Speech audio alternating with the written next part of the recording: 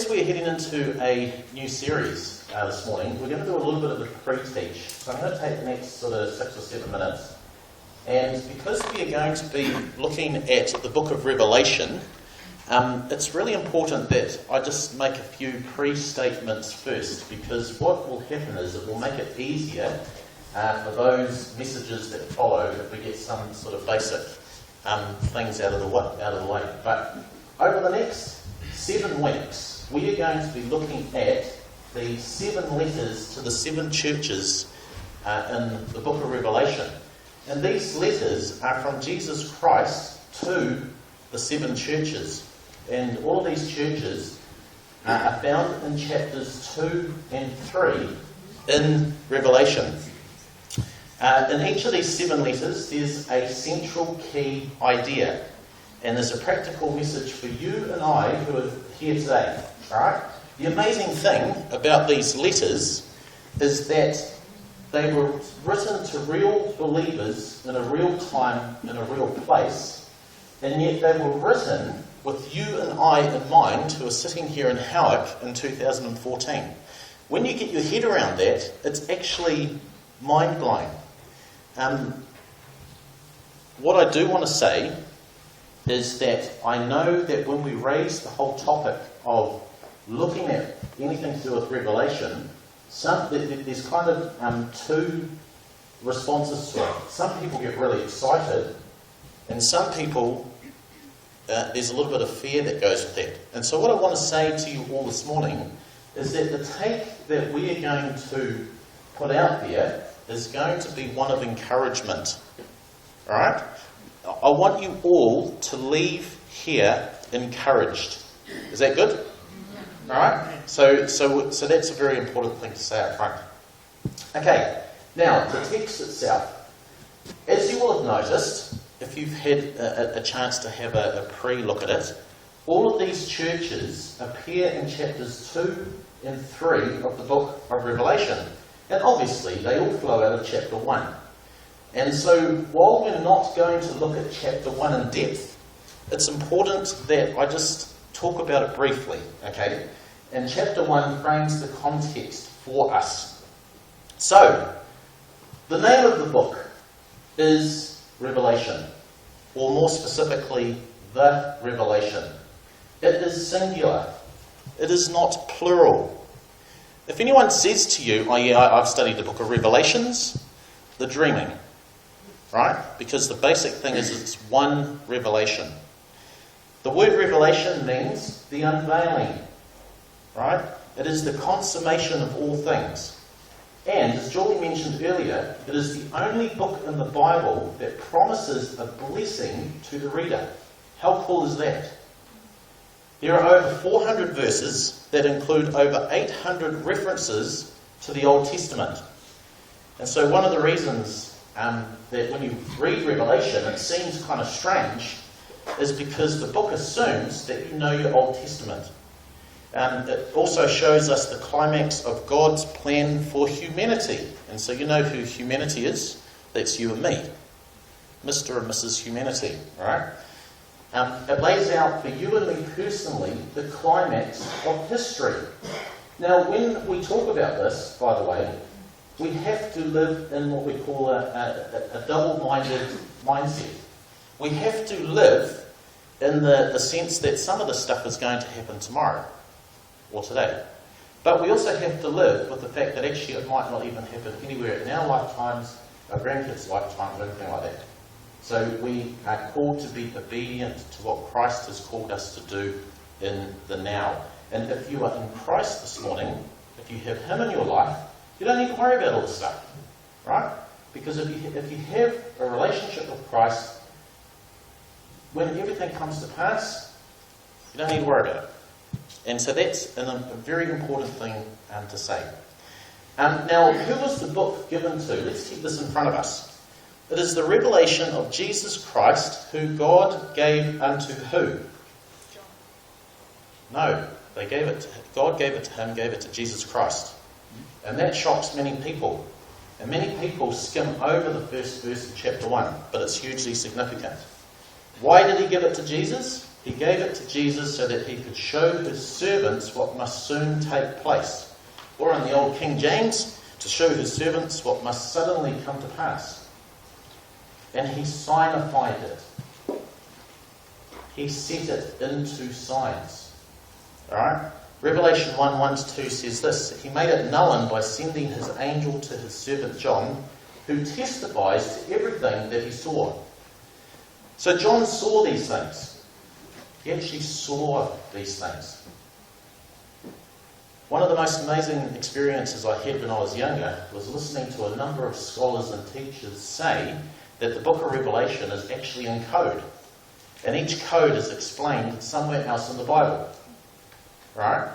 And so one of the reasons that it's such a blessing to get your head around Revelation is that it takes you through the entire Bible. It takes you through the entire salvation story, and it helps you find your place in the story. That is cool. Because when you have that in your life, you have peace, you have purpose, and you have a sense of inner security. A couple of years ago, someone from the Corps, who I won't name, came to me and said, hey, we really want to study the book of Revelation. And so 2 years ago I said, yeah, that's fine, let's start at Genesis 1, verse 1. And we've been going through that on Wednesday nights now for the last couple of years. And 2 years down the track, we've just hit, really in the last month, Revelation. And the amazing blessing that we're getting out of that, because everything's starting to fall into place. And it puts a spin on things in the Old Testament that you think, why are they there? They're weird. But Revelation explains a lot of the stuff. One of the unique things about this book is that by the time you get to the end of the first chapter, it has given you a complete outline as to where the book is going. John is told, write the things, what you have seen, what is now, and what will take place later. Or metatauta, teachers say, metatauta, what will take place after these things, and the things he has seen.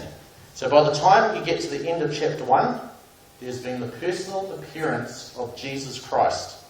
A physical description occupies verses 12 to 18. So by the time you get to the end of the first chapter, this is what John has already seen. Okay? So Revelation 1:19, write the things that you have seen, and then write what is now. It turns out that the what is now happens to be chapters 2 and 3. The 7 letters to the 7 churches.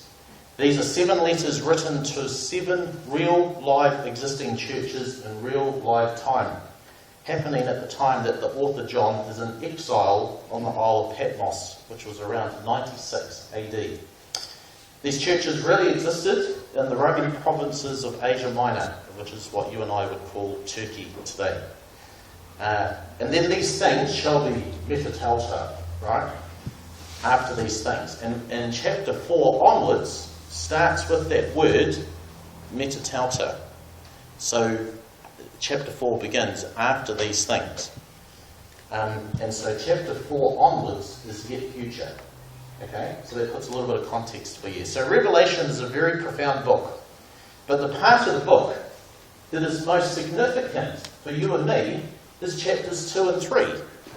And it's for this reason that I would love you all to immerse yourselves in chapters 1 to 3. Don't worry about the rest. For the next 7 weeks. And if you see, because there's the blessing, I love some of you to read the whole thing, but if there's a blessing in reading it, then my challenge for you is read chapters 1 to 3 once a week for the next 7 weeks. Alright? 3 chapters, it's less than 1 a day. Alright? And they're not long. I think, by the way, that when we look at some of the stuff, that you and I are going to watch some of the events that this book talks about from the sideline. But that's only my personal opinion.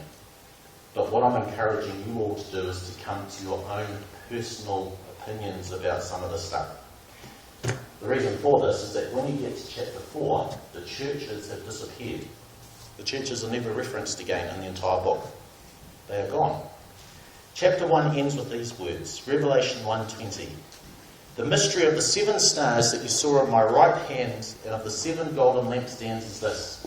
The 7 stars are the angels of the 7 churches, and the 7 lampstands are the 7 churches. Jesus himself explains the signs that John sees. We've got to look for those explanations. The book itself often explains the signs that appear in it. Other signs are explained, as I previously mentioned, by the rest of the Bible. Now, before we look at our first church, there is one other great mystery here that I want you to give some thought to. Why these 7 churches? At the time of writing, there were over 100 churches in existence. But why these 7? So just think about that, right? In fact, there are other New Testament churches referenced that don't appear in Revelation, and there are some in Revelation that are referenced that don't appear in the rest of the Bible. So why these 7? Each letter has a strange phrase that is a kind of closing signature of the letter. He who has an ear, let him hear what the Spirit is saying to the churches. That occurs 7 times here, of course, because there are 7 churches that we're looking at, right? But the freaky thing is that saying appears 7 other times in the New Testament. Who is saying it? Anyone? Does anyone know who's actually saying it? Jesus, that's right. And in fact, I'll let you do some research around that. Is look for that saying in the other places because it's kind of cool. But I won't go down that track. There are at least 4 levels of application to the letters. Alright? Because you'll look at this and you go, wow, does this mean this or has this happened, not happened, whatever.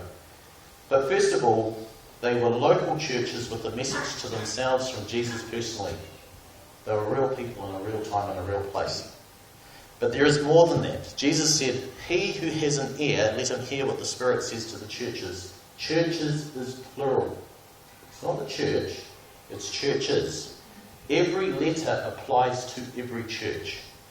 Each single message to each church applied to each of the 7 churches. Do you understand? But thirdly, each church that is described in these letters is existent in some form today. So these letters provide us a way of profiling any church in existence, including the Salvation Army, East City and Howick in 2014. Now, obviously because it says, let he who has an ear, who here has ears? Everyone reach your earlobe and go like this. Right? Oh, guess what? So that means that these letters are for you then. The text says, he who has an ear, let him hear, and hear, by the way, what the Spirit is saying to the churches. That means there is a level of personal application. The great thing is that it doesn't take a lot of spiritual insight to begin to apply it because it's basic, common sense stuff. So each church is like 7 report cards. Okay? Every letter has elements to it. In each of the letters there's a title of Christ. He introduces himself in a very significant and personal way to that church. And then it's almost like a school report, hey? You get your school report and it says, hey, here's some good stuff, here's some bad stuff. Hopefully it's like this. Some school reports are all glowing and some are not glowing. But in this case, most of them have a mix. Here's the stuff that you're good at, here's some stuff that you need to work on. And then Christ himself gives a recommendation on how to get back on track, and that's the cool thing. He just doesn't condemn, he actually gives some practical application. Now, before we can look at our first letter, the letter of Ephesians, we actually need to wait for the mailman.